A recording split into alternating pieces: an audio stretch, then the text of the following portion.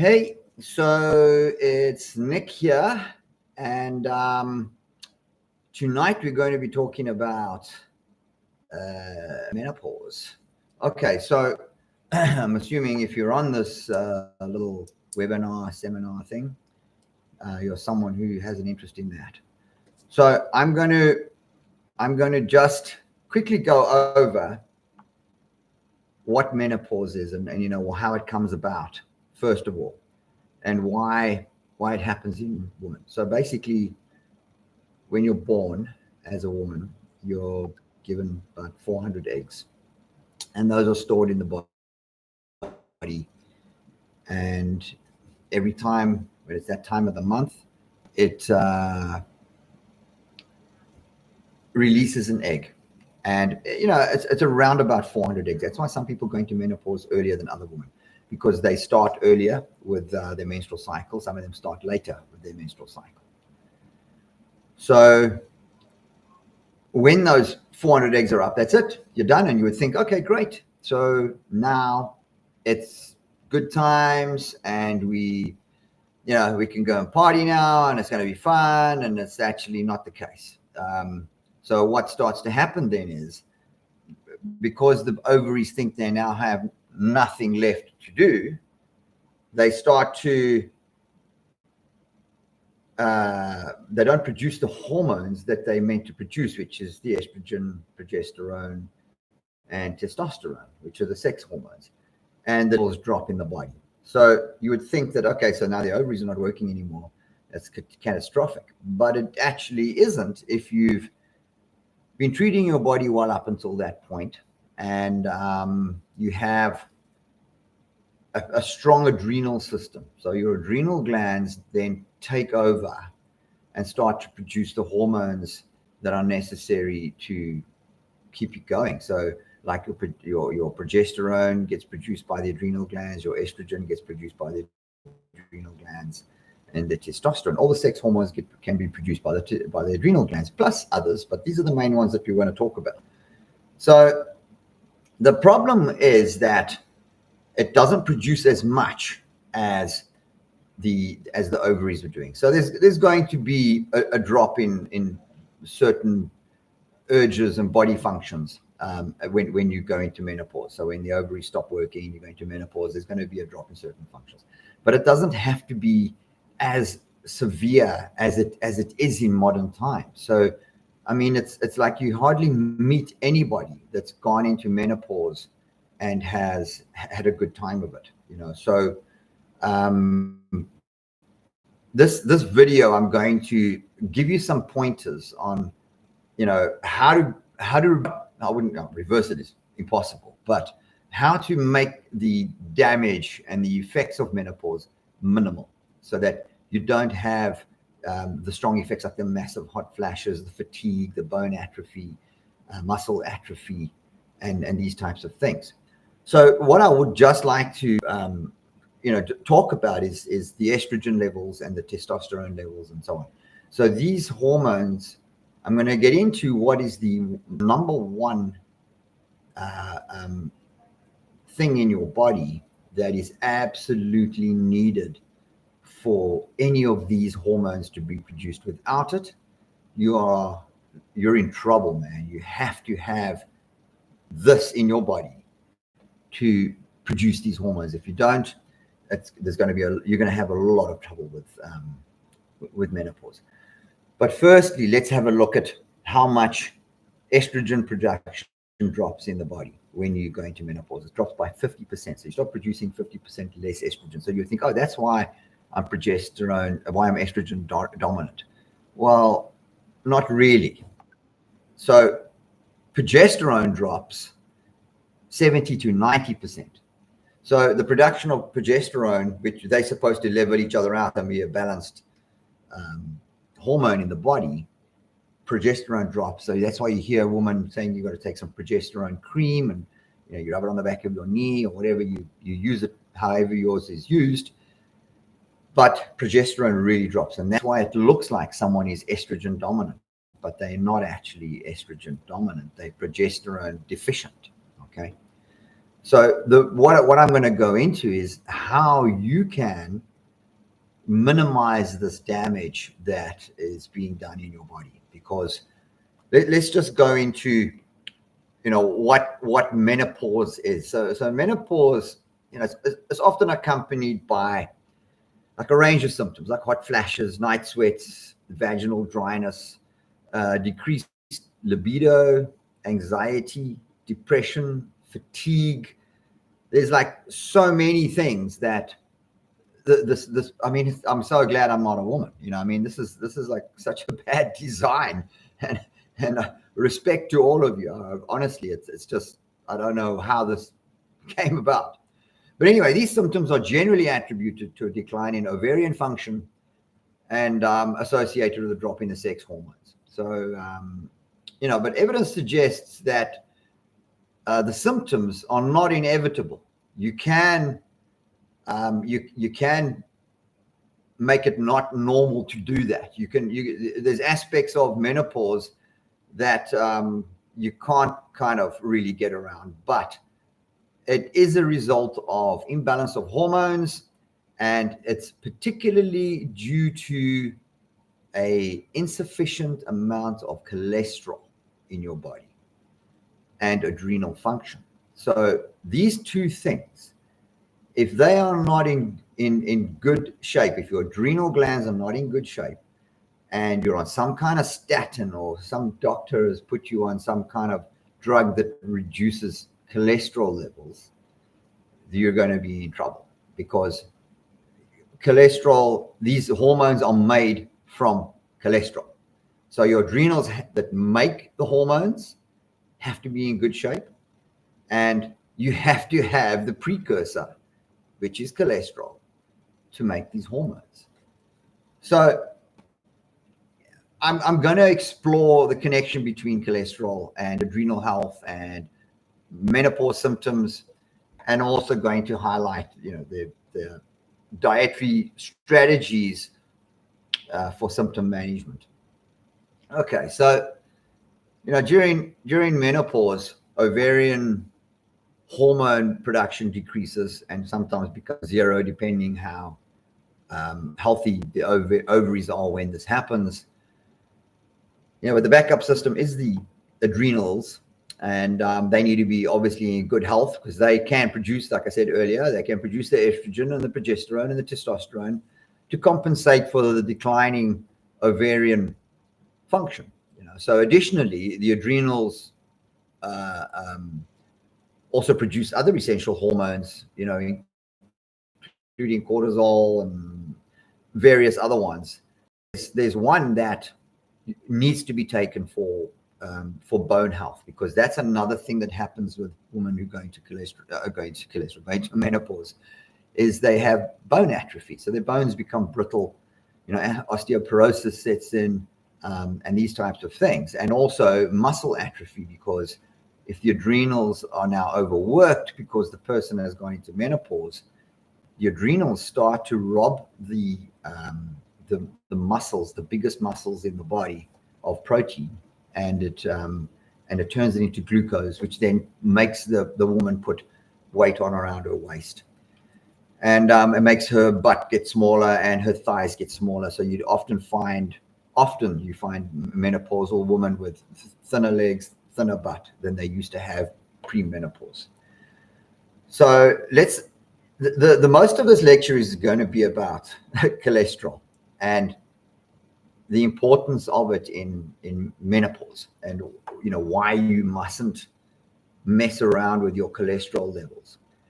One thing that you have to know about cholesterol is that only 25% of it, if that, comes from your diet. The rest of it your cells make, and they produce it at the rate of injury to the body. So it's there to, one of them is to make hormones as a precursor to making hormones, and the other is to fix damaged parts of the body, like internal artery issues and heart valve issues and so on, which is why you shouldn't be eating anything that damages the inner walls of the arteries and the heart valves and so on, because cholesterol acts as a plaster, And if you continue to eat something or drink a lot of alcohol or a lot of coffee or whatever it might be, that cholesterol is going to pack up on those arteries, and then it's going to get the blame for your bad health.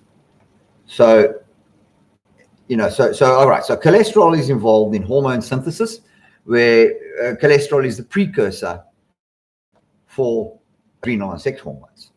And then cholesterol is also essential for synthesizing vitamin D, and that's a critical nutrient for bone health and immunity and mood regulation. So you have to have cholesterol for vitamin D synthesis. So if you're lacking in cholesterol, you're going to have trouble with vitamin D synthesis, which means you're going to start losing bone density. Your immune system is going to start taking a pounding, and you're also going to have mood problems. So cholesterol also aids in the production of bile and bile salt production. So it enables the digestion and absorbing of fat-soluble nutrients.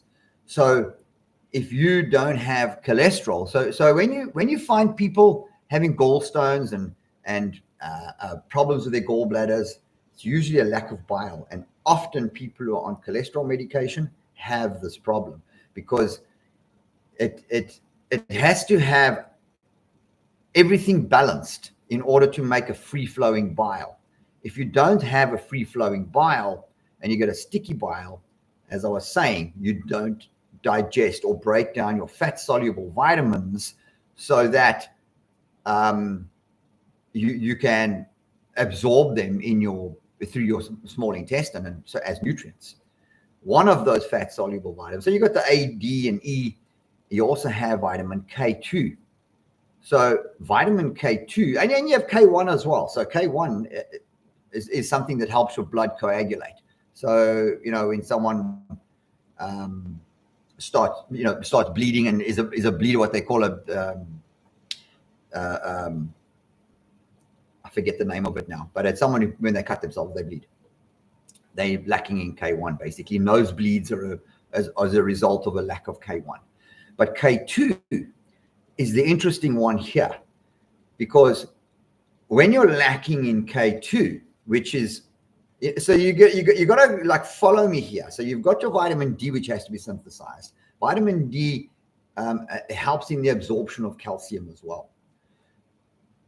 Vitamin K2 puts that calcium in the correct areas in the body, like in your bones. That's where it's needed. It's not needed in your inner ear or in your kidneys or in your pineal gland. It's not needed there. It's needed in your bone. But if you're lacking in K2 as a result of having low cholesterol, and that causes low bile, you don't have K2, you start to lose bone density and you start to get arthritis and, like I said, kidney stones and so on. All right.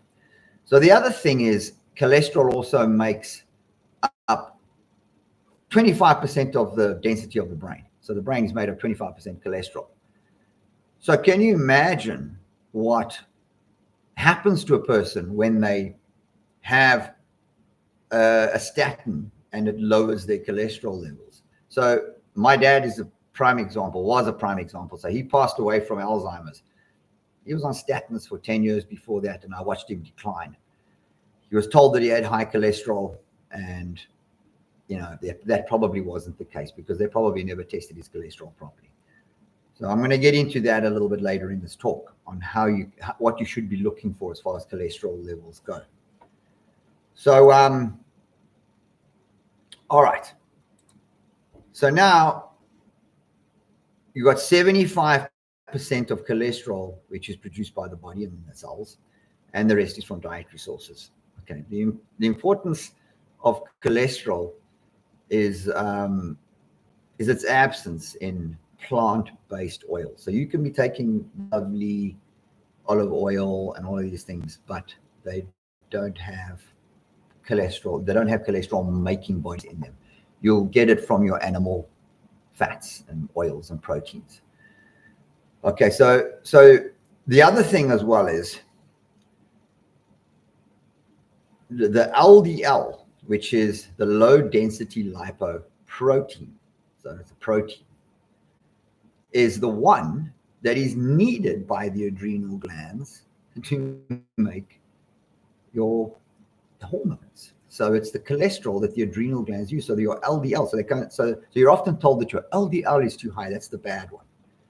So that's not altogether true. The thing with LDL is that it's just a smaller particle of the large HDL particles. So they're the same kind of thing, floating proteins, shell that float around in your blood. There's another one called small density lipoprotein. So it's the small low density lipoprotein or the very small density lipoprotein. Those are the ones that would be a problem. And also, if you're eating the wrong foods, they're a problem. If you're eating the right foods, they're not really, because this is how it works. When you're eating bad food, your artery walls, the inner walls of your arteries start to become irritated. So sugar, which is what bad food turns into, and the sugar is sugar. There's not different kinds of sugar. Sugar is sugar. So whether you're eating rice, whether you're eating white bread, it turns into the same sugar, glucose, in your blood, and it goes through it, and high amounts of it irritates the inner walls of your arteries, and it causes it to crease and harden and all of these things. And then the very small lipoprotein comes along and it tries to fix it. And it gets caught up in these little cracks that have been formed from this swelling and inflammation on your inner artery walls, and it packs up there. So there's the very low density lipoprotein, the VLDL, is the only one that is small enough to do that to pack up in the artery wall. So, it sounds like I'm just talking about cholesterol here, and it's pretty much I am, because this is probably the most important thing when it comes to menopause. So you go to a doctor if you have been told about cholesterol and your cholesterol's off the charts or whatever. You go to a good doctor who knows cholesterol, not a diagnose and prescribe kind of doctor.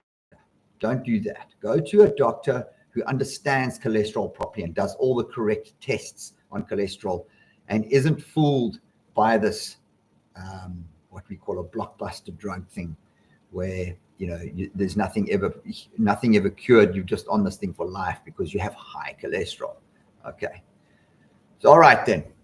So the impact of lowering cholesterol is obviously you're going to have a lack of sex hormones. So that's going to cause a low libido. That's going to cause your hot flashes. That's going to cause your bone atrophy, your muscle atrophy, problems with your cognitive function. You have anxiety. It's horrible. You're also going to get lots of muscle pain.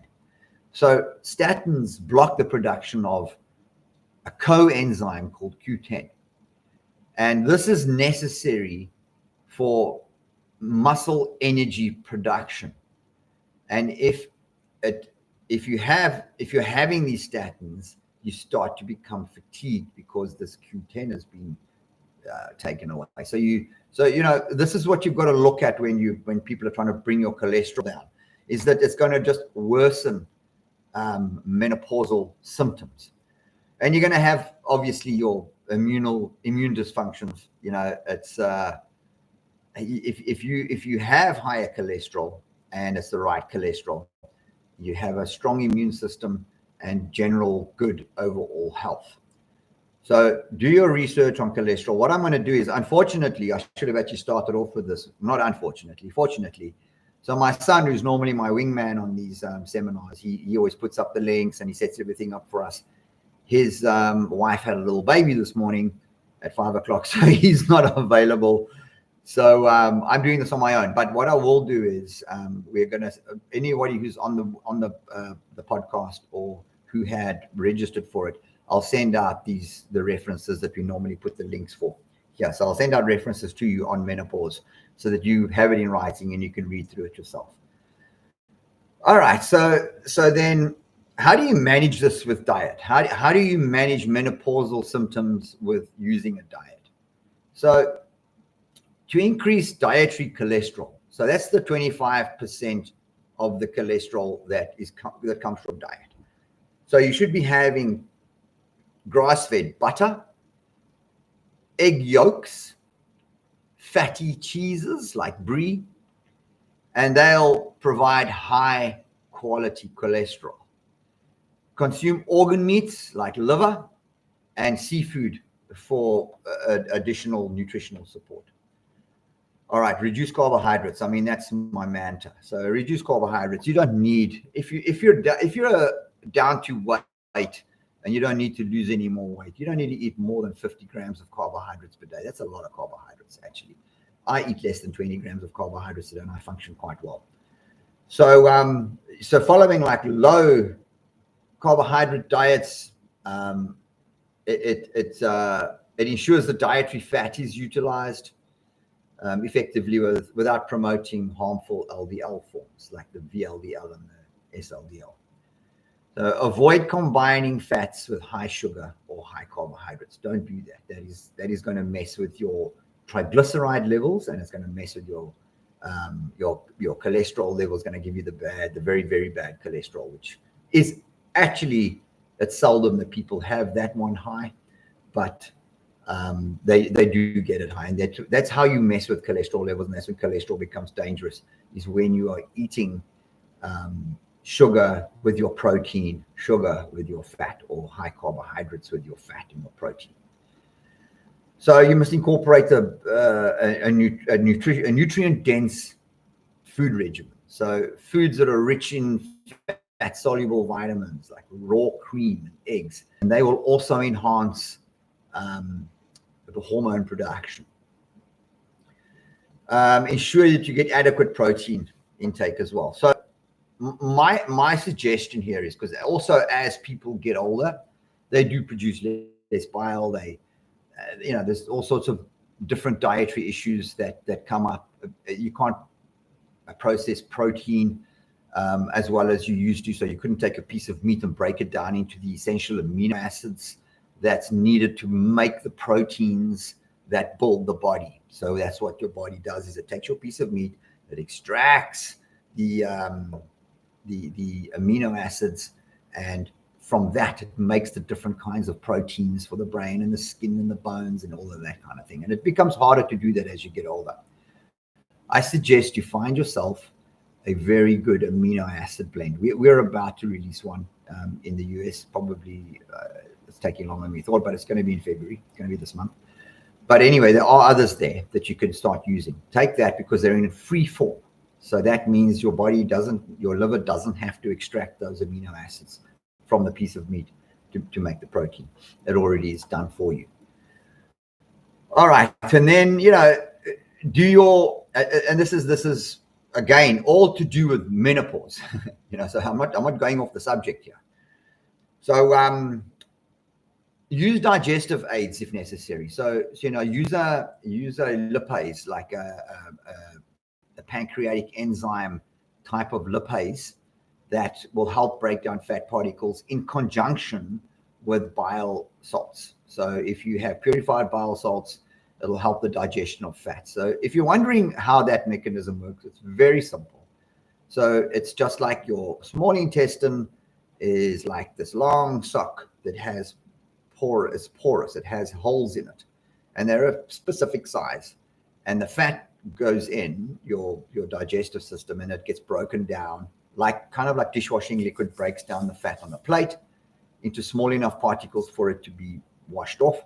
That's what the bile does. It breaks it down into these small enough particles so that it can be absorbed through the intestinal walls, and it can be used as nutrients in the body. If you don't have enough bile and you don't have enough pancreatic enzymes, it doesn't do that. It doesn't break them down into small enough fat particles. So purified bile salts, a pancreatic enzyme, and also definitely a vitamin D3K2 combination. So make sure you have those.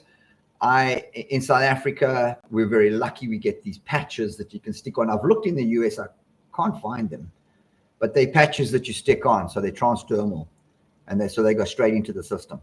And instead of being absorbed through your intestinal tract, and that works very well. So stress during menopause increases the body's demand for cholesterol, so particularly LDL.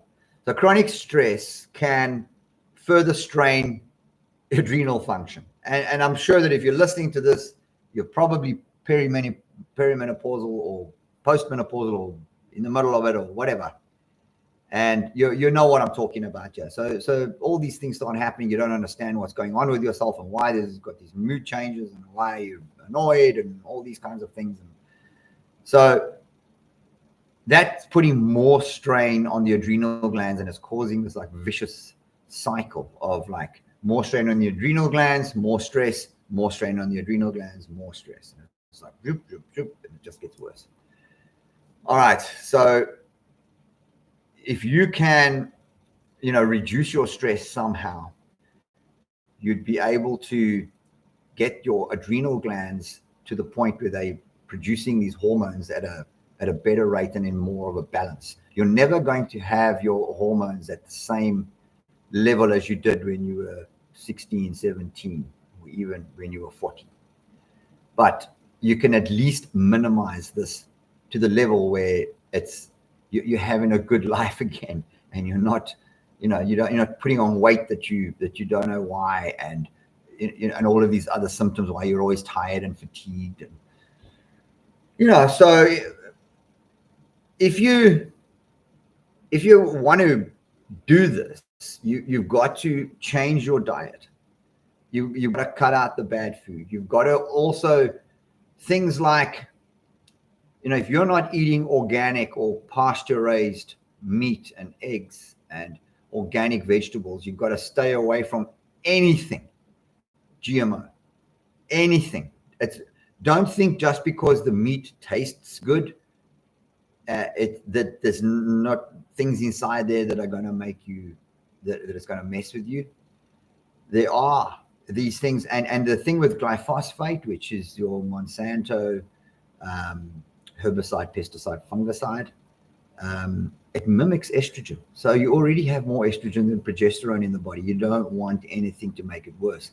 That's why it's also extremely important to do organic dairy and grass-fed dairy or cheeses, and goat's cheese is best. Sheep's cheese, sheep's milk is better than cows. I use cow's cream for my coffee, and I use but other than that, we never drink milk in this house. So milk is not a thing. All right. So then let's have a look at bone health, because this is something that also is a major thing when women have gone through menopause, and I'm sure you know about it. Is you start to get this osteopenia, which is like the beginning stages of osteoporosis, and you can avoid that if your bones are absorbing the calcium the way they should do. Then you can avoid that, and you can keep your bones nice and strong. And I'm going to go through how you can do that, because this is a very important part of getting older. You don't want to be having brittle bones that don't mend if you have one fall. That's also, I suppose, a joke. It reminds me of a joke that I once heard about. You're getting old when people stop laughing when you fall down. It's like when you were young, everybody would laugh, and when you get old, you fall down and people are like, "Are you all right?" Anyway, back on the subject. All right. So maintaining bone density is crucial. Estrogen levels naturally decline, and your bone, and that will accelerate bone density loss, and it leads to conditions like I said, osteopenia and osteoporosis. However, there are several effective strategies to support and preserve your bone health. If you're experiencing osteopenia, you should be taking something called DHEA, about 10 milligrams per day.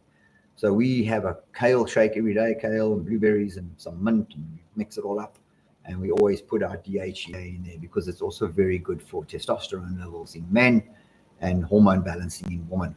And you should check with your doctor before you do this. It is a bit of a controversial way of doing things, but it works. I've recommended it to lots of people, and it's absolutely worked. I often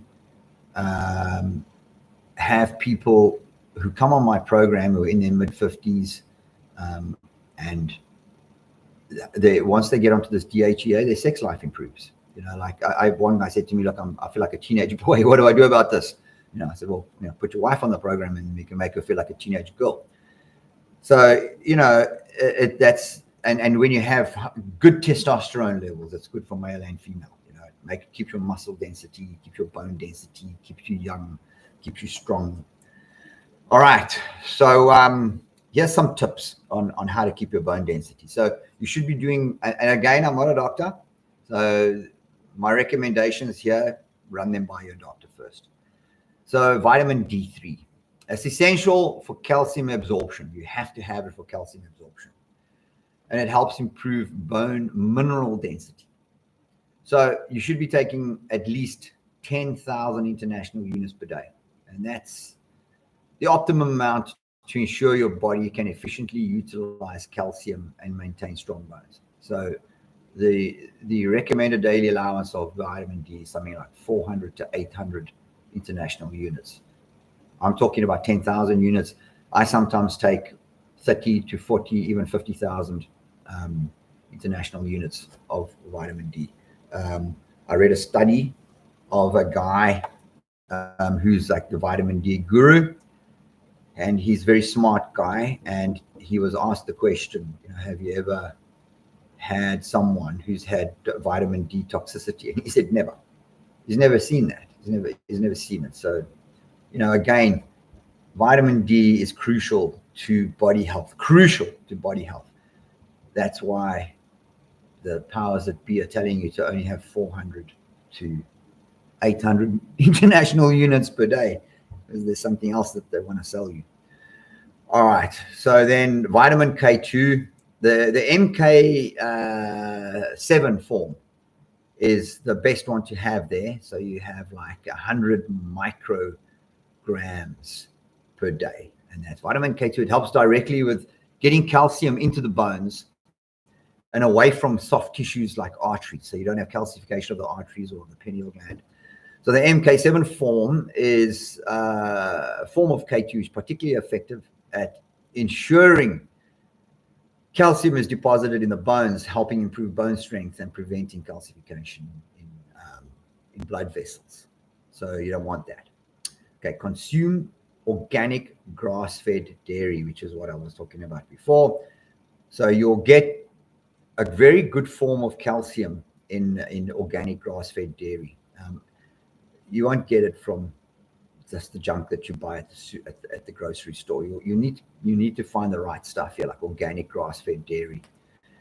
And you can get it from products like milk or cream, yogurt, a good cheese. They provide like a bioavailable calcium that supports bone strength. Right. And then, what we're big on this program is, have your dark leafy greens, your kale, your spinach, your broccoli. And then people are going to go, oh, but there's low oxalates and blah, blah, blah, blah, blah. Okay. So your vitamin D and your K2 will deal with the oxalates. And that's only really in the spinach. The spinach is high in oxalates. That's just fake news that kale is high in oxalates. And the other thing is, if you are having, and we don't recommend this on our program if you're trying to lose weight, the cream and all the heavy dairy and that, because you won't lose weight if you're having that. So if you're down to weight, you will. But the dairy will deal with the oxalates. So don't worry too much about oxalates. You have to have a lot of vegetables for it to be dangerous. So those vegetables are rich in calcium and they're rich in vitamin C. So that's both important for bone health. So when you have the vitamin C complex, not just the ascorbic acid, which just goes straight through you, which I'm sure you've experienced, then it becomes bioavailable to the body, and it helps build all kinds of, healthy tissue in the body, bone, soft tissue, and so on. So it's crucial for the formation of collagen as well, which is key in the structural components of skin, bones, organ health, so on. Then this is something you need to do when you get older, and especially when you've been through menopause or been with menopause. And if you are going into menopause, this is something you need to start doing now, is weight-bearing exercises. So running is a good one.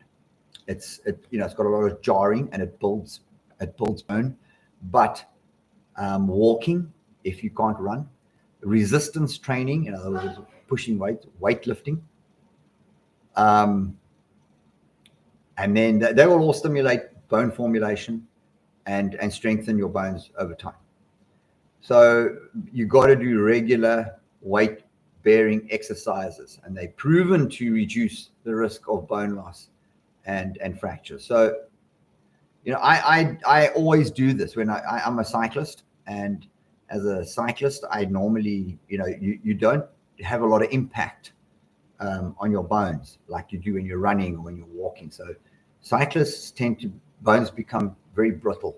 So it's common practice among cyclists to do some other form of weight-bearing exercises to build your bone. You have to put that pressure on the bones to build them again. This is extremely important for menopause. And then also obviously you're building lean muscle mass. So when you have lean muscle mass and you have strong bones, you have less body issues in general, and you'll live longer. It's just common knowledge that. So work on that. You're not just going to get rid of menopausal symptoms by just sitting at home on your butt worrying about things. You've got to get out there and actually do something about this. And this stuff that I'm talking to you about really works. So the other thing that you can do is you should be doing is taking trace minerals, and particularly copper, manganese, and zinc. So they're essential for collagen formation. So I think you might be starting to get how this works in the body. So you have a hormone imbalance, and you have some doctor who comes along and says, "Oh, well, we'll just give you that hormone," and then that hormone actually had a whole bunch of precursors and a whole bunch of steps that it had to go through before it became that hormone. Now, those things are not in the body anymore, and the hormone doesn't exist. So they give you the hormone, and these things exist even less. So it makes you completely dependent on that hormone replacement therapy.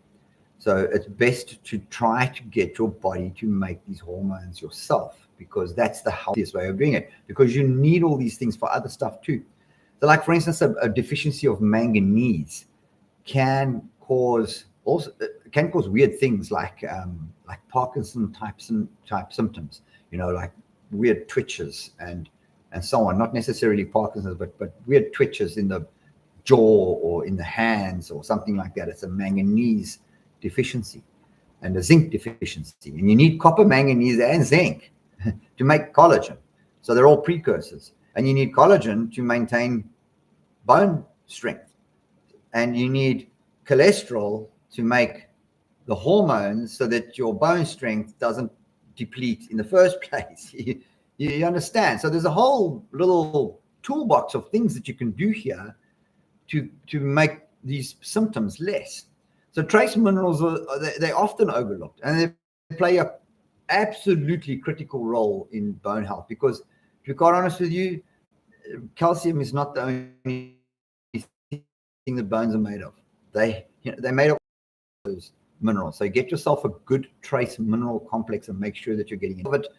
And again, eating your dark leafy greens, eating your cruciferous vegetables, eating your organ meats. And I know people hate organ meats, but find a nice recipe that makes liver edible, or kidneys or whatever, the heart, eat the heart. And you can even get, dried versions or, dehydrated versions of the heart and kidneys and liver and so on in capsules that you can take. So if you look around, you'll find that as well, and they're very good.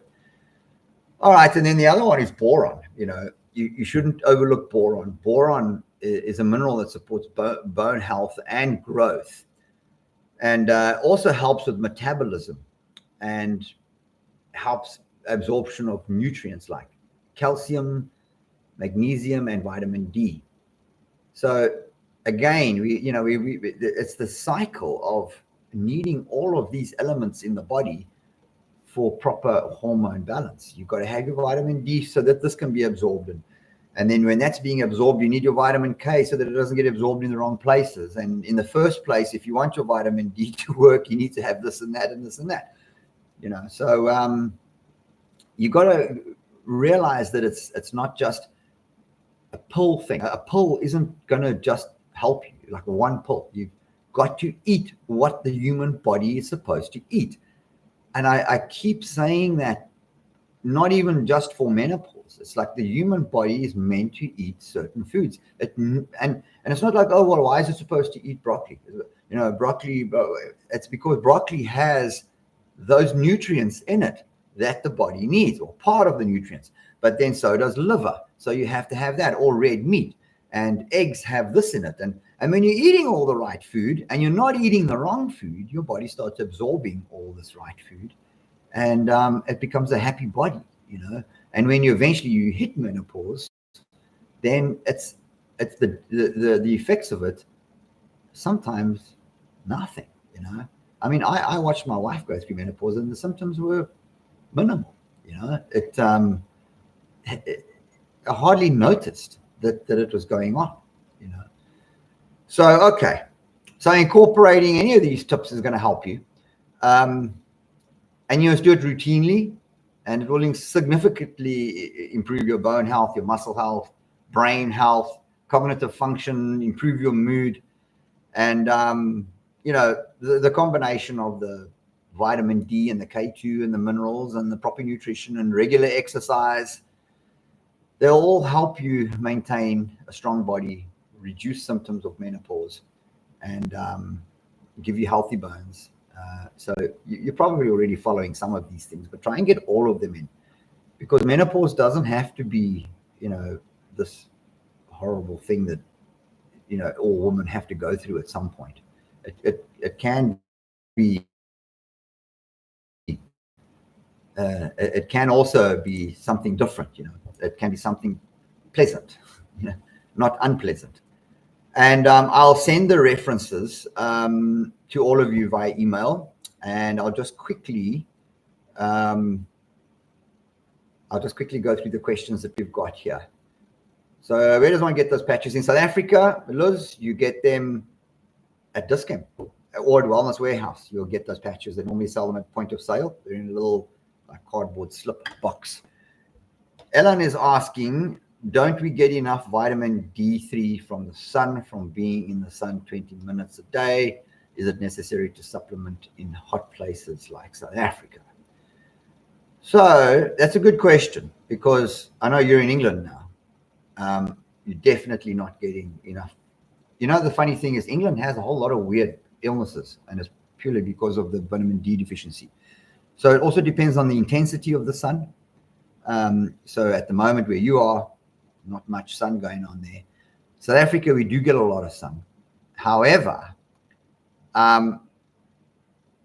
most people have some kind of issue with vitamin D receptors in their bodies, where their bodies don't process the vitamin D at the rate that it should do. Sometimes it's because of viral infection. Sometimes it's there's various things that cause that. So my successful action is these patches that I put behind my ears. You're supposed to put one on, I put two on, because there's 10,000 on each patch. It lasts for 24 hours. So I put one behind each ear, and they work perfectly for me. So another thing here's an interesting thing, is that if you have lower back pain, try this. Try vitamin D, like large amounts of vitamin D. Like put the vitamin D in there, man, like 30,000 international units. And you'll find your back pain improve. If it's not obviously a structural thing. But if you have joint pain, if you have arthritic type symptoms, it's very, very often a vitamin D deficiency. And you can be going, yeah, but I take a lot of vitamin D, or I'm in the sun. I'm in the sun a lot. I'm in the sun at least 2 hours in blazing sun. I ride my bike at about 10 to 11 a.m. and then that goes on right through midday in the blazing sun here at like 36 degrees Celsius. And I have a problem with vitamin D receptors because of this underlying virus that I can't get rid of. So it's the Epstein-Barr virus, which is very smart. And what it does is it messes with your vitamin D receptors because it knows that if you have enough vitamin D in the system, it messes with the virus and it can kill the virus. So the virus is very smart and it messes with your immune system. And that's one of the ways that it does it. It's like trying to listen to music with earmuffs on, not headphones, earmuffs, so that you can't hear the music properly. You just get a little bit of it. And that's what it does to your vitamin D receptors. So that's that. And then I don't understand what leaches calcium from the body. What leaches calcium from the body? I don't understand that. Yeah, so you just clarify that and then I'll answer it. So okay. So the deal is with menopause is you need to make sure that your adrenal health is right. So, you can take stuff like ashwagandha. Ashwagandha will help with adrenal health. Ashwagandha lowers cortisol levels and helps support the adrenal glands. Maybe just see here. Okay, so it'll help the adrenal glands and chill out, and then they can start producing hormones at the rate they should do. Make sure that you have your cholesterol levels. If you're worried about cholesterol, have your correct cholesterol levels checked. Like I say, on these references after this podcast, I'll get Seb to send them out to everybody tomorrow. I think he should be home tomorrow with his new little baby, and I'll send all the references out to you. They're nice references that'll kind of what I just spoke about, and this will help you with menopause. This will help you. But again, the main thing is to make sure that you're eating a healthy diet. If you're gonna try all these things but you're skipping that, it's not going to work. You've got to have a healthy diet. If you're having like for instance, the ovaries hate carbs and sugar. They hate it. That's why you get PCOS. It's a high carbohydrate, high sugar diet. That's it. That's why you get polyps on your ovaries or in your uterus, and all of these ovarian uterus type things are caused by high sugar, high carbohydrate type diets. Not what I say. It's not an opinion that I have. It's proven.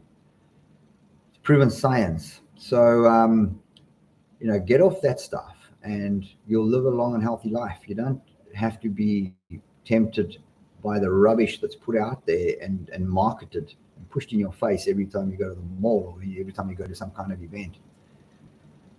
Okay, cool. So I would like, if you want to have some kind of a subject spoken about on this webinar, let me know. I want to know what you want to hear about. I think menopause was a great subject to talk about, and I hope you got something out of it.